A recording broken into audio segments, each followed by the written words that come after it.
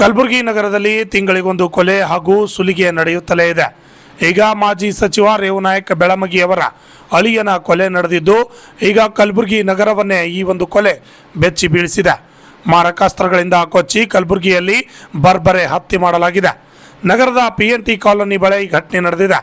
ತಡರಾತ್ರಿ ದುಷ್ಕರ್ಮಿಗಳಿಂದ ಹತ್ಯೆ ಮಾಡಲಾಗಿದ್ದು, ಅನಿಲ್ ರಾಠೋಡ್ ಹತ್ಯೆಯಾದ ವ್ಯಕ್ತಿಯಾಗಿದ್ದಾನೆ.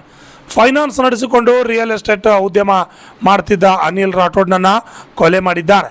ವೆಂಕಟೇಶ್ವರ ಕಾಂಪ್ಲೆಕ್ಸ್ನಲ್ಲಿದ್ದ ಅನಿಲ್ ಕಚೇರಿಗೆ ನುಗ್ಗಿ ಮಾರಕಾಸ್ತ್ರಗಳಿಂದ ಭೀಕರ ಹತ್ಯೆ ಮಾಡಿರೋ ದುಷ್ಕರ್ಮಿಗಳು ಆಟೋದಲ್ಲಿ ಬಂದು ಕೊಲೆ ಮಾಡಿ ಎಸ್ಕೇಪ್ ಆಗಿದ್ದಾರೆ.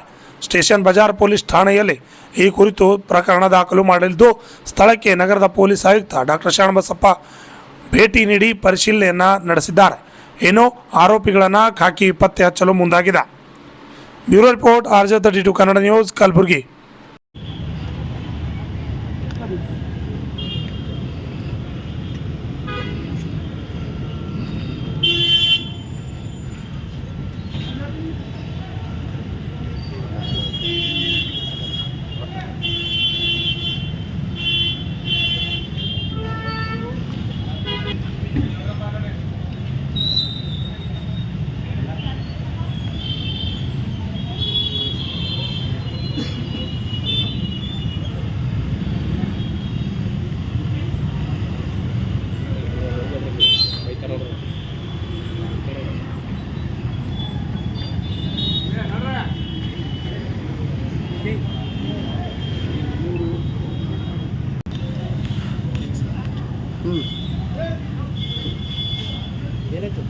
ವ್ಯಾಪ್ತಿಯಲ್ಲಿ ಒಂದು ಕೊಲೆ ಪ್ರಕರಣ ಮಧ್ಯೆ ಆಗಿದೆ. ಅದರಲ್ಲಿ ಮೃತರಾದ ಹೆಸರು ಅನಿಲ್ ರಾಠೋಡ್ ಅಂತ, ಸುಮಾರು 45 ವರ್ಷ. ಅವರು ವಿವಾಹಿತರಾಗಿದ್ದಾರೆ ಮತ್ತು ನಮಗೆ ಬಂದ ಪ್ರಾಥಮಿಕ ಮಾಹಿತಿ ಪ್ರಕಾರ ಅವರು ಒಂದು ಖಾಸಗಿ ಫೈನಾನ್ಸ್ ಅನ್ನು ಮಾಡ್ತಾ ಇದ್ದಾರೆ ಮತ್ತು ವಕೀಲರು ಕೂಡ ಆಗಿದ್ದಾರೆ. ರೆಗ್ಯುಲರ್ ಪ್ರಾಕ್ಟೀಸ್ ಮಾಡ್ತಾ ಇದ್ದಾರೆ. ಕೆಲವು ನಮಗೆ ಪ್ರಾಥಮಿಕ ಮಾಹಿತಿ ಸಿಗುತ್ತದೆ. ಅದರ ಪ್ರಕಾರ ಅವರಿಗೆ ಪರಿಚಯ ಇರೋರು 3 ದಿನ ಬಂದು ಮಾಡಲಾಗಿದೆ. ಈಗ ಅದ್ರ ಬಗ್ಗೆ ಈಗಾಗಲೇ ನಾವು 3 ವಿಶೇಷ ತಂಡಗಳನ್ನು ಮಾಡಿದ್ದೀವಿ.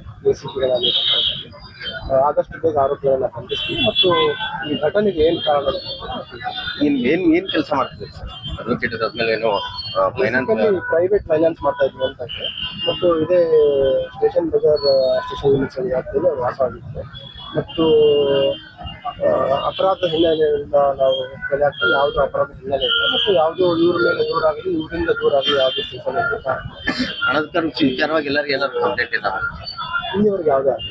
ಅದ್ರ ಬಗ್ಗೆನೂ ಕೇಳಿದ್ದೀವಿ. ಹಣಕಾಸಿನ ವಿಚಾರಕ್ಕೆ ಯಾವುದೇ ಬೇರೆ ಆಗಿಲ್ಲ ಮತ್ತು ಈಗ ಇಮಿಡಿಯೇಟ್ ರೀಸನ್ ಏನು ಕೊಲೆ ಮಾಡಲಿಕ್ಕೆ ಅನ್ನೋದಕ್ಕೆ ಆರೋಪಿಗಳಿಗೆ ಆಲ್ರೆಡಿ ನಾವು ವಿಶೇಷ ತಂಡಗಳನ್ನು ಮಾಡಿದ್ವಿ.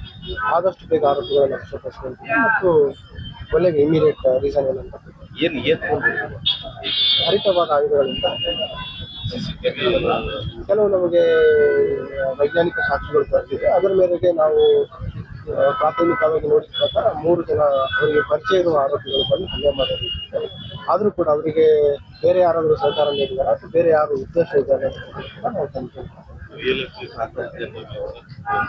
ಈ ಹಂತದಲ್ಲಿ ಯಾವ ರೀತಿ ಮಾಡ್ತೀವಿ.